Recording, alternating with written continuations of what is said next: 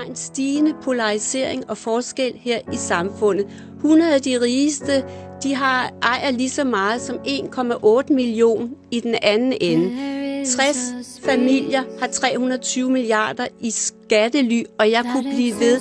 De her penge burde bruges til fællesskabet, til omsorg, til at vi behandler hinanden ordentligt. Vi har et samfund, hvor samfundskontrakten er brudt. Jeg står over for magten her og repræsenterer de magtesløse, og du er ved at dysse mig ned. Jeg må ikke sige mere, men de andre, som vi har hørt så mange gange, de får den ene times taletid efter den anden i fjernsyn og medier, og os her, der er aktivister og prøver, og vi sidder med fingrene i suppedasen og ser elendigheden. Vi bliver spidset af med et par minutter. De her mennesker bliver kostet ud hos private firmaer, aktører, som skal prøve med hokus pokus, det vil sige med kvaksalvertilbud, varmvandsbassin, psykoedukation, mindfulness, alt muligt, der ikke er evidens for, der koster det hvide øjne. Ingen kommer i arbejde, de bliver mere syge.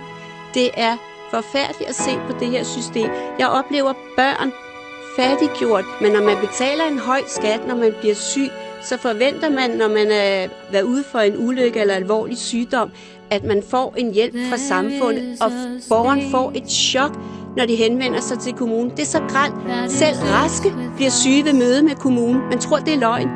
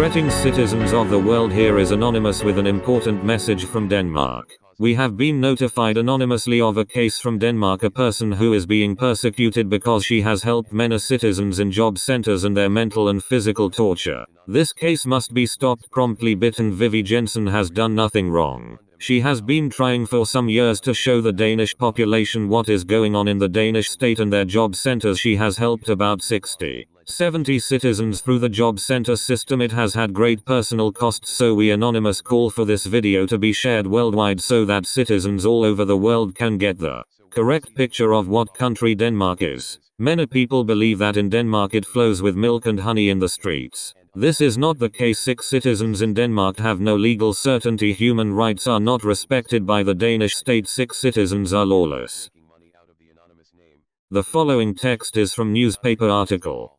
On Friday, the 19th of July, the municipality of Frederiksberg sent a letter to 90 citizens that the Copenhagen police had now brought charges against a former employee of the municipality, partly because he unjustifiably disclosed confidential personal information, including you under particularly aggravating circumstances, to a journalist. The former employee is Bitten Vivi Jensen, who in an article in Information in April 2017 criticized sharply the way the municipality treated citizens seeking early retirement. As a former member of the municipality's rehabilitation team, Bitten Vivi Jensen called the municipality's treatment of the pension cases of totally deprived, demented, cancerous or brain damaged citizens a game for the gallery and a saving exercise. Instead of granting an early retirement, the municipality sent citizens into elongated and, in Bitten Vivi Jensen's opinion, completely meaningless resources, where their ability to work should be tested.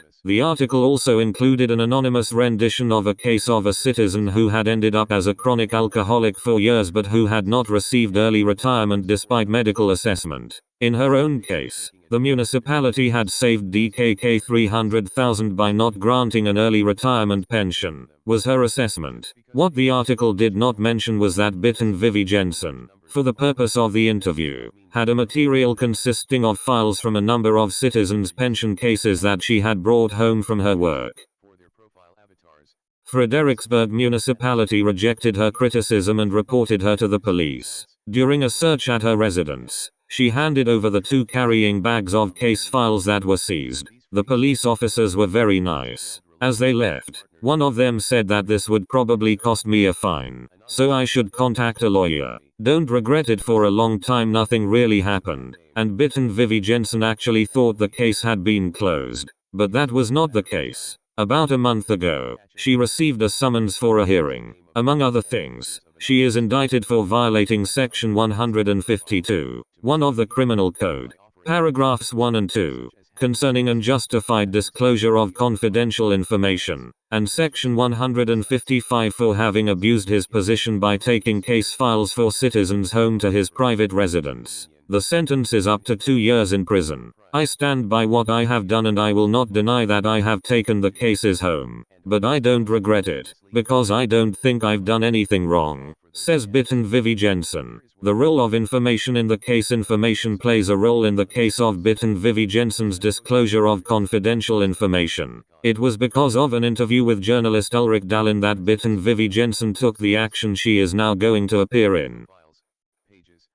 She has acted as a whistleblower, as she puts it, because, according to her, the case files in the 2 bags documented a massive and systematic mistreatment. Therefore, I believe that my duty of disclosure comes before my duty of confidentiality. I regard what I have done as necessary civil disobedience. My conscience forced me to do it, she says. I think I will be sentenced. After all, I am only a single woman who stands up to the supremacy, she says, comparing herself to the Greek tragedy character Antigone from Sophocles' drama about a woman who stands up to the royal power. Acting as bizarre since the Information article, Bitten Vivi Jensen has received numerous inquiries from citizens who have requested her assistance in their own pension cases. She has therefore acted as a mediator in a large number of cases, but she has not yet experienced losing a case, she says. I see one tragedy after another that is so outrageous that it defies every description.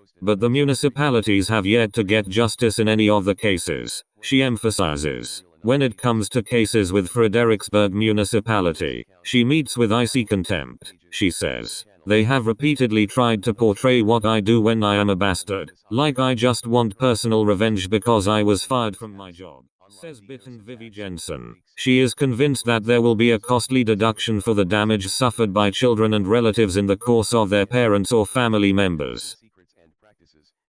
Her criticism is directed at the pension reform implemented by the then Minister of Employment, Mette Frederiksen. In 2012, she cannot understand that it will not have any financial consequences for the municipalities if, in cases of early retirement, they are constantly making decisions that are on the border, or if their appeal statistics in relation to the National Board of Appeal are completely in place. The problem lies with Christiansborg. The reimbursement scheme with the municipalities keeps them in a financial grip, so goal management and compliance with financial frameworks becomes more important than citizens' legal security. There is a dehumanization and betrayal of our society during these years where people who, for whatever reason, are unable to cope with themselves, must have a bad conscience to blame others. But anyone can get sick or suffer an accident, and after a 22-week illness period, the deroute starts. Then you have to sell what you have of values over DKK 10,000. My experience is that many citizens get a shock in meeting the system. Citizens believe that they must have a helping hand now when they are ill, but instead they feel that they will have to fight the system and that their rights are not respected. She cites examples that people who meet the nursing home criteria should still be available for the job market and work tested. Sick people do not belong in a job center. It should be as simple as that, but it's not. Journalists are privileged blind. Although Bitten Vivi Jensen has previously written reader letters to Frederiksberg Bladet and once participated in the P1 debate, she criticizes the press and journalists for being privileged blind when it comes to suppressing sick citizens. Of course, some things do occasionally emerge, but overall the media does not live up to their role as the fourth state power in these issues. Although citizens are being abused and the Disability Convention and the Children's Convention are being violated and the social movements are shouting about it, it does not penetrate the media. In this connection, she points to the municipalities in particular. The municipalities are never really the subject of critical focus from the media. The same municipality, for example Copenhagen, may have one issue after another in the newspapers, but it will not be covered under the corner. Now this municipality has repeatedly shown that it does not work. So what is wrong? We get a number of individual cases served. They cause outrage and scandal, and then the municipality closes the case with a positive decision, and everyone is happy, until the next story emerges. She also points out that politicians usually refuse to comment, precisely because they are individual cases. But if you put all the individual cases next to each other, then a pattern does not appear to be wrong. That's exactly what I wanted with the 90 cases I had brought home from my job in Frederiksberg municipality. In the letter from the municipality of Frederiksberg, the municipality states that they have no basis for presuming that the cases have been abused for any other purpose than that they wanted to criticize Frederiksberg municipality's case handling.